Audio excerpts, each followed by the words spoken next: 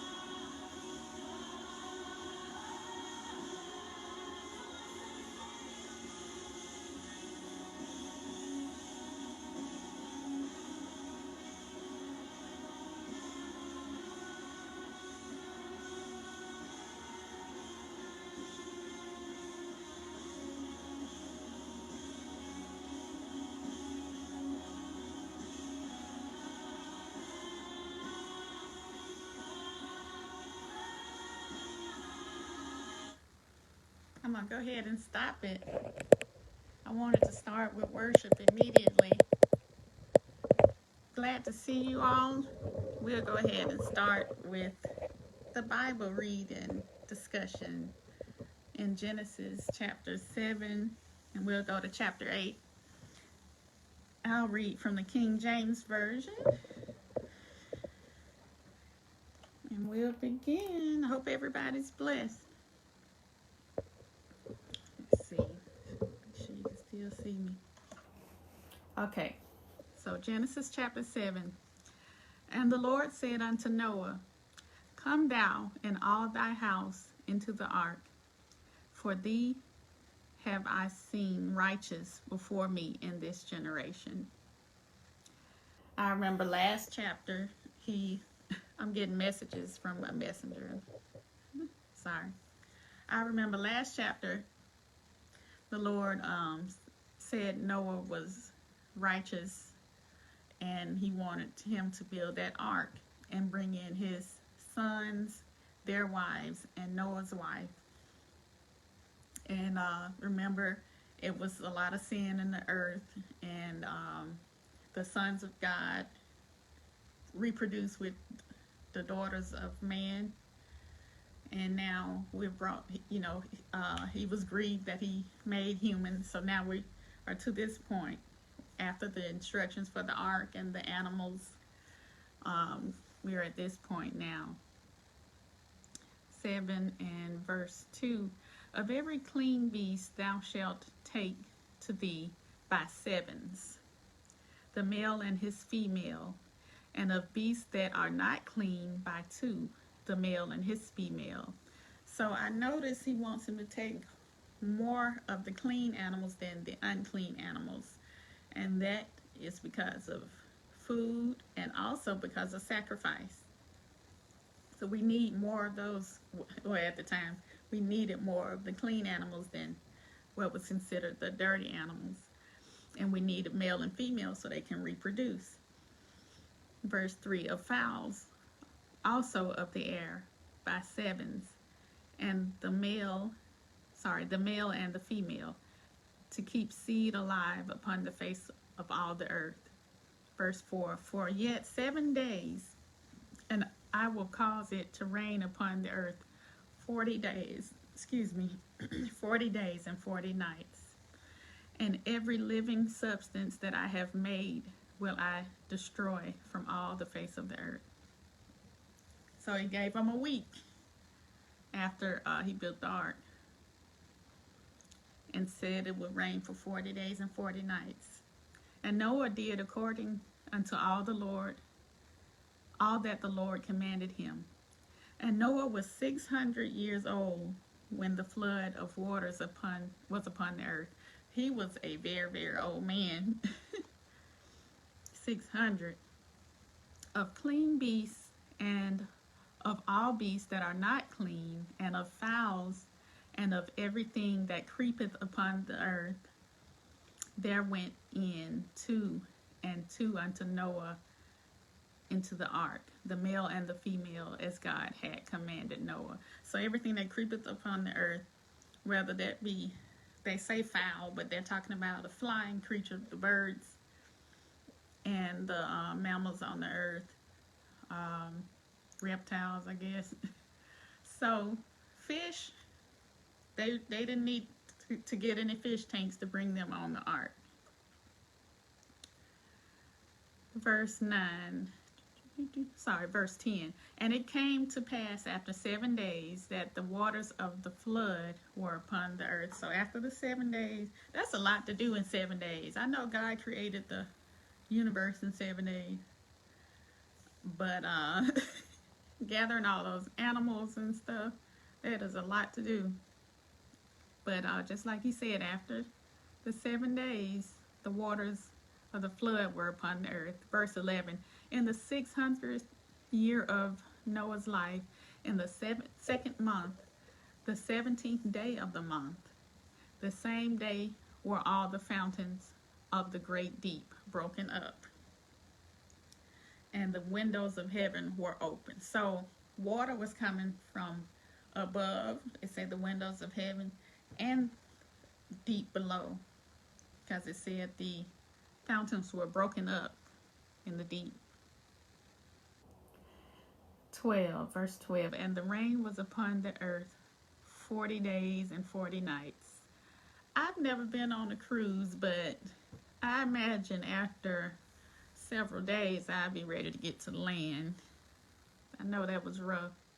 In the self same day entered Noah and Shem and Ham and Japheth, the sons of Noah, and Noah's wife, and the 3 wives of his sons with them into the ark. They and every beast after his kind, and all the cattle after their kind, and every creeping thing that creepeth upon the earth after his kind, and every fowl after his kind, every bird of every sort.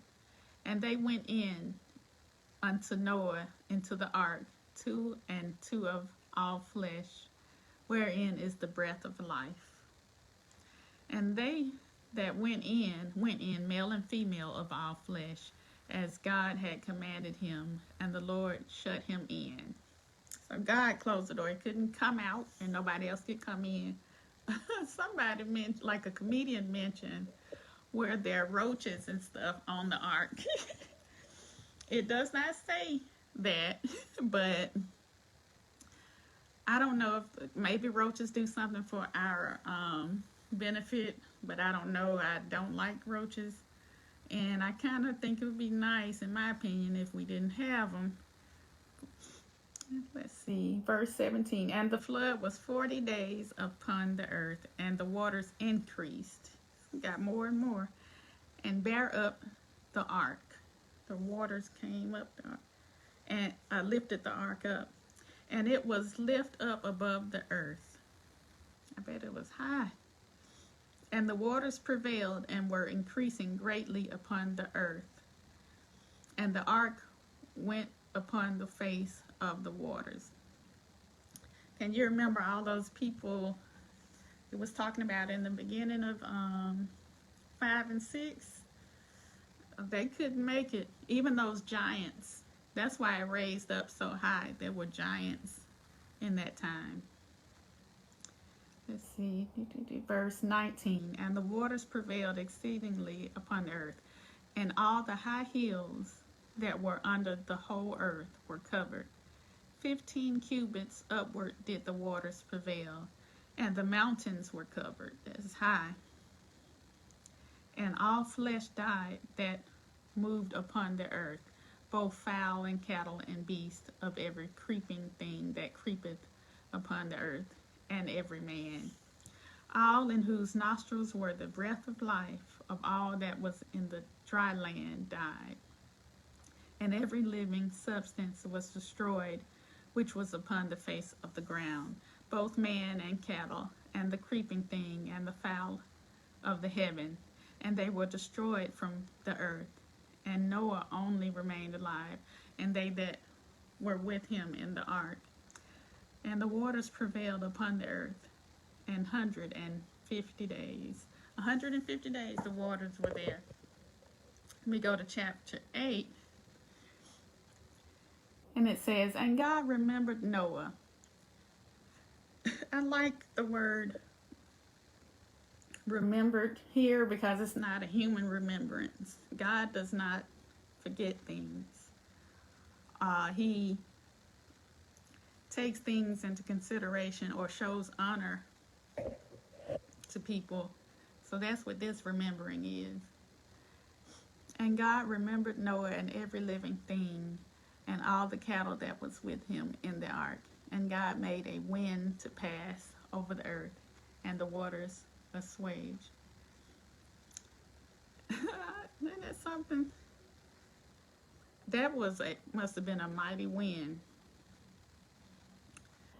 Verse 2, the fountains also of the deep and the windows of heaven were stopped, and the rain from heaven was restrained, and the waters returned from off the earth continually. And after the end of the 150 days, the waters were abated, and the ark rested on the 7th month, on the 17th day of the month, upon the mountains of Ararat. And the waters decreased continually until the 10th month, in the 10th window of the ark. Sorry about that, it paused a minute. I was on verse 6. And it came to pass at the end of 40 days that Noah opened the window of the ark which he had made. Verse 7, and he sent forth a raven which went forth to and fro until the waters were dried up from off the earth. Also he sent forth a dove from him to see if the waters were abated from off the face of the ground. But the dove found no rest for the sole of her feet, and she returned unto him into the ark, for the waters were on the face of the whole earth. Then he put forth his hand and took her, talking about Noah, and pulled her in unto him into the ark. That was smart to see if it was any land where they could settle. He sent those birds out. And he stayed, verse 10, and he stayed yet other 7 days. And again he sent forth the dove out of the ark. And the dove came in to him in the evening, and lo, in her mouth was an olive leaf plucked off. So Noah knew that the waters were abated from off the earth. I think it's some symbolism there with it being an olive leaf of all the other leaves. Verse 12, and he stayed yet other 7 days and sent forth the dove, which returned not again unto him. So the first time he sent it, the dove brought back a leaf saying, hey, it's a little land, but it's still not enough to live on. So he waited a week and sent it out again, and the dove did not come back. So that was good news. Verse 13, and it came to pass in the 601st year, in the first month, the first day of the month, the waters were dried up from off the earth, and Noah removed the covering of the ark, and looked, and behold, the face of the ground was dry. And in the second month, on the 7th and 20th day of the month, was the earth dry. It took a long time. And God spake unto Noah, saying, go forth of the ark, thou, thy wife, thy sons, and their wives with thee. Bring forth, come on. Hold on. What you trying to get? Verse 17, bring forth with thee. This is what happened when you have Bible study and teaching in your house. You're going to be interrupted. Bring forth with thee every living thing that is with thee, of all flesh, both of fowl and of cattle, and of every creeping thing that creepeth upon the earth, that they may breed abundantly in the earth, and be fruitful, and multiply upon the earth. So that's the second time where it was like a starting over, where animals and people were commanded to be fruitful and multiply. Verse 18, and Noah went forth, and his sons and his wife, and his sons' wives with them. Every beast, every creeping thing, and every fowl, and whatsoever creepeth upon the earth, after their kind, went forth out of the ark. And Noah built an altar unto the Lord. I like that. As soon as he left that ark, he built an altar, and took of every clean beast, and of every clean fowl, and offered burnt offerings on the altar. So he took first fruit, pretty much. The first of the living creatures that are clean.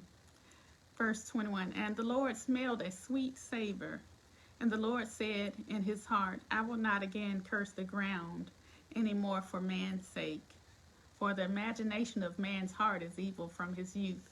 Unfortunately, I know I have to keep reminding myself and staying focused. Neither will I again smite any more everything living as I have done. So, thank God for this. He won't get mad and decide to destroy the whole earth again, like he did at that time. Even in the time of, in the New Testament, when Yeshua returns,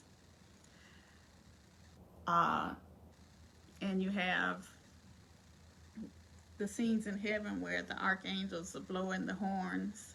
For people that hadn't read the Bible yet, we'll get to it. And you have certain destruction here and there. It isn't a total destruction of the whole earth. So verse 21 here isn't a lie. God can't lie. Verse 22, while the earth remaineth, seed time and harvest, and cold and heat, and summer and winter, and day and night shall not cease. And that was chapters 7 and 8. So next week we'll get into 9 and 10. And I have a lot of information to give, because at that time it talks about the promise of God. He made the promise here not to wipe out the whole earth ever again. But in those chapters, he gives a sign of the promise, the rainbow, and we'll get into that, and how the rainbow is viewed in modern times and everything. All right, I hope you've enjoyed it. I have taken, I'm going to say a prayer before we leave. I have taken our 30 minutes. Thank God. We'll respect the time. So I'm going to say a prayer for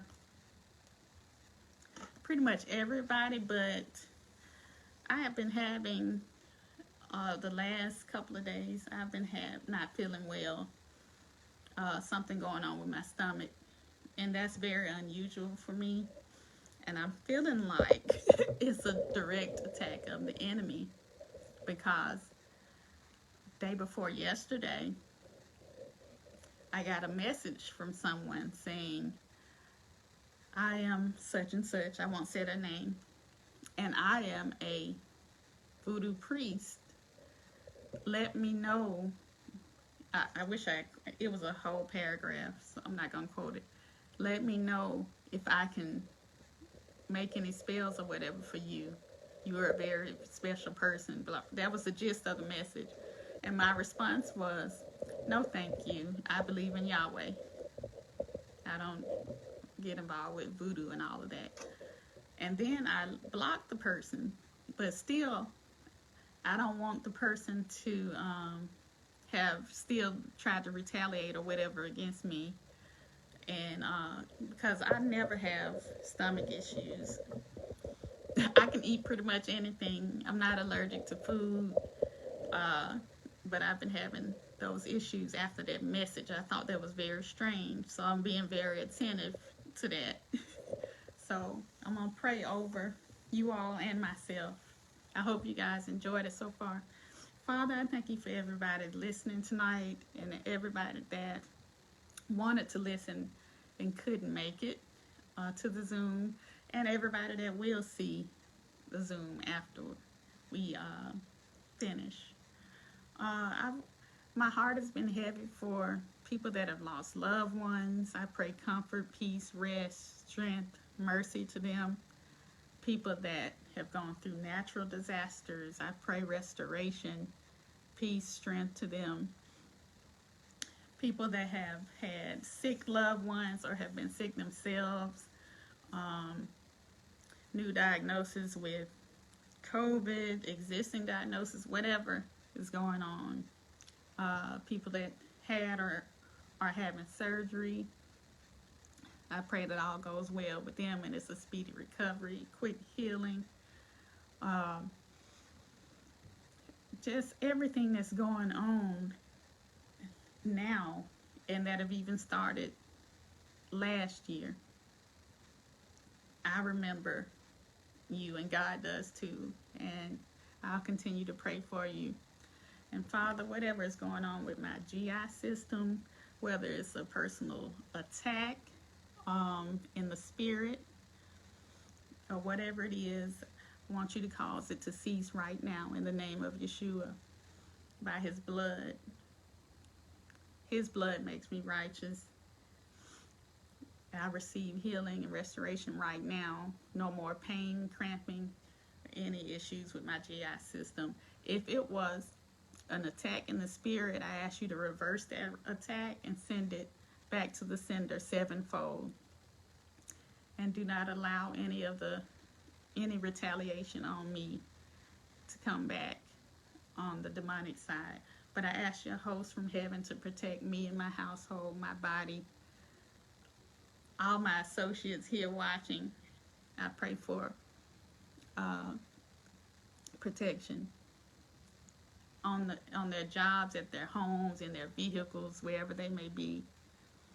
I pray for protection. In Yeshua, Jesus' name, amen. Thank you all for watching. I'll see you next Wednesday, 7:30 p.m. We'll look at chapters 9 and 10 in Genesis. And we'll also, Friday night, my mom does a spiritual teaching on Friday nights at 7:30 p.m. with the church. And Sunday night is the actual service. Sunday nights at 7:30. Both my parents will have actual service. So tune in if you can on my mom, Mylan Hudson's page. She'll go live. And we'll share it to Free Gospel Deliverance Center of the Apostolic Faith. Love you all. Be blessed.